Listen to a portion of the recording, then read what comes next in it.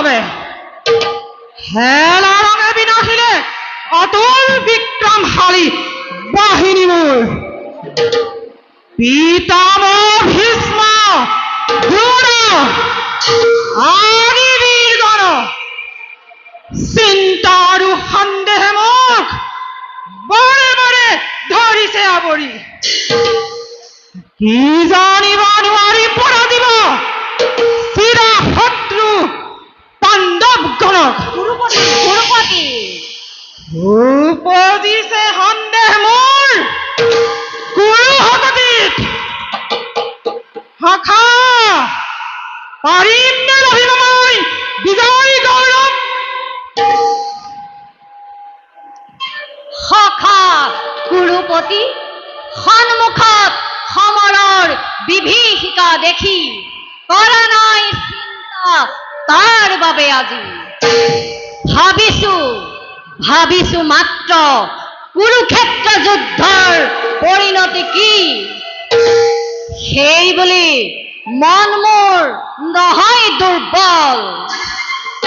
ক্ষত্ৰিয় সন্তান হৈ যুদ্ধত পৰাজিত নহওঁ আৰু নাপাহৰো প্ৰতিজ্ঞা নিজৰ।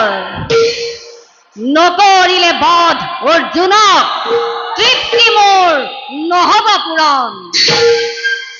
অংগৰাজ্য প্ৰদান কৰি আগতেই সন্মান যাচি দিলা মোক। তাৰ বাবে সখা জীৱনৰ সৰ্বোচ্চ মই কৰিম অৰ্পণ। গুৰুপতি অকাৰণ দুৰ্বলতাৰী নকৰিবা মনক চঞ্চল। গুৰুৰ গৌৰৱ ভূমিত আজি উপজীৱিত আমি কৰদাৰ উঠাখন অৰ্ব হব পাণ্ডৱৰ শক্তি অনতি পলমে। দৰ আপোনাৰ জীৱনৰ চিৰলগৰীয়া এই দুখাখন এতিয়াও জীয়াই আছো মহাশক্তি লৈ। সেই হেতু দাদা দূৰ কৰি দুৰ্বল চিন্তা শক্তিৰে চিন্তা কৰ নিধনৰ হেতু।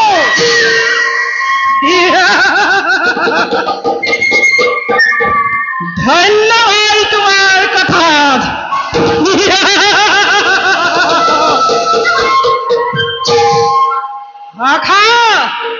থাকোঁতে জীয়াই মোৰ অজস্ৰ সৈন্যৰ চিন্তাৰ কোনো নাই প্ৰয়োজন। জানো কোনো শক্তি জয় হয় এই সংগ্ৰামত। বৰা সকলোটি কৰোগৈ খন্তেক বিশ্ৰাম। বৰক দাদা।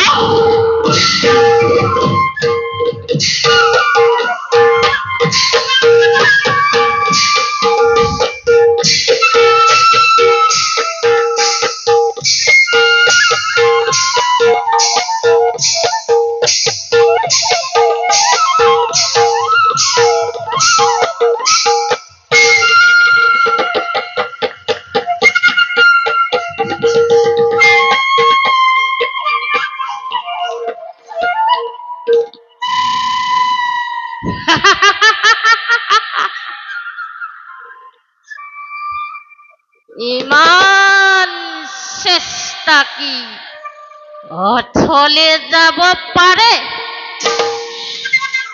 ইমান পাপ কি পৃথিৱীয়ে সহ্য কৰিব পাৰে? মোৰ জন্মসাধনাৰ সফলতা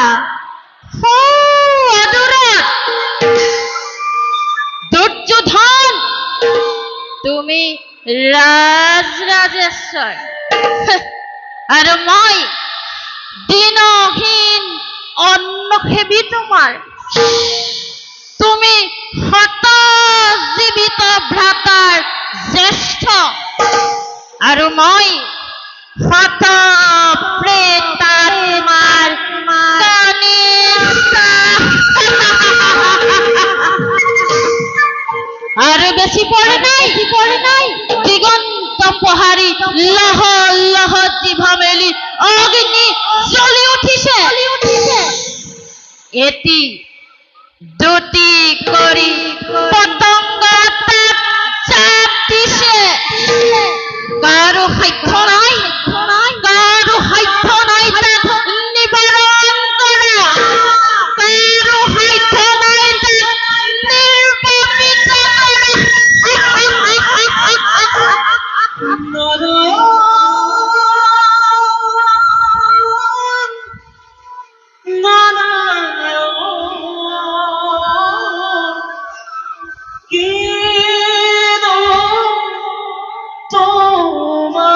নিৰ্বাপিত মূৰ্খ মানৱ এফালে তেজৰ ঢৌ উঠিছে আৰু আনফালে তই গীতৰ ৰাগিনী তুলিছ এফালে মৃত্যুৱে মুখ মেলি খেদি আহিছে আৰু আনফালে তই সংগীতৰ সুধা ঢালিছ নহয় ঠিক কৰিছ আনন্দ কৰ উৎসৱ কৰ হস্তিনাপুৰ জয় কুৰুকুল জয় আনন্দ কৰ উৎসৱ কৰ মহোৎসৱ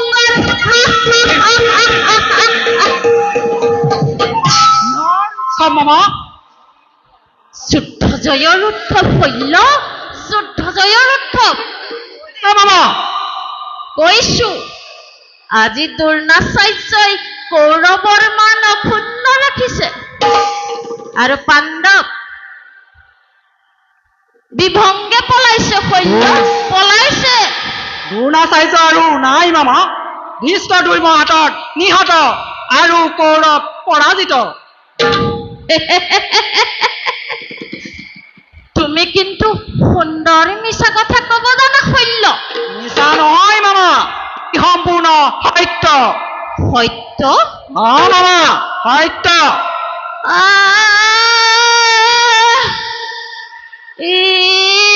কি শুনালা শৈল কি শুনালা দ্ৰোণাচাৰ্য হত কৌৰৱ পৰাজিত মামা পৰাজিত কি শুনালা শৈল কি শুনালা বেজাৰ কৰিলে আৰু কি হব মামা কি বেজাৰ কৰা কথা কৈছা শৈল মোৰ বুকু ভাগি গল চকুৰ আগত অন্ধকাৰ দেখিছো মোক কি শুনালাহি শৈল মোক কি শুনালাহি ধৈৰ্য নেহেৰুৱাবা মামা তুমি অধৈৰ্য হলে দুৰ্যোধনক কোনে সান্তনা দিব ঠিক কৈছা শৈল মই অধৈৰ্য হোৱা অনুচিত এতিয়াও সময় আছে এতিয়াও আমাৰ শক্তি সামৰ্থ্য আছে এতিয়া মই বুজিব পাৰিছো শৈল ইয়াৰ ভিতৰত কথা আছে শৈল ইয়াৰ ভিতৰত কথা আছে বাৰু থাকক এইবাৰ তুমি সেনাপতি হব লাগিব শৈল মই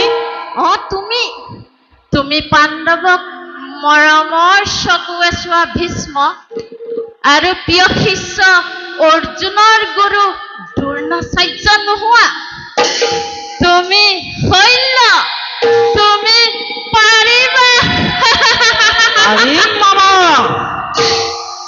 এদিনৰ ভিতৰতে পাণ্ডৱক বিনাশ কৰি কৌৰৱৰ বিজয়ত যাব পাৰো মামা কিন্তু আৰু কিন্তু নাই শৈল আৰু কোনো কিন্তু নাই তুমি সেনাপতি হবই লাগিব কাৰো বিশ্বাস নাই শৈল কাৰো বিশ্বাস নাই তুমি দুৰ্যোধনৰ মান ৰক্ষা কৰিব লাগিব কোৱা পাৰিবা পাৰিম মামা অত দিনে যুদ্ধৰ গতি নিৰীক্ষণ কৰি আছিলো আৰু নকৰো সেনাপতি হৈ শুনা মামা, পাণ্ডৱৰ নাম মচি পেলাম এই পৃথিৱীৰ পৰা। তুমি পাৰিবা শৈল, তুমি পাৰিবা। কিন্তু কৰ্ণক যদি মহাৰাজে সেনাপতি পাতে, কৰ্ণ কৰ্ণ আকৌ বীৰ নে? তাৰ বাবে কোনো চিন্তা নাই শৈল, তুমি যোৱা। ভাল মামা।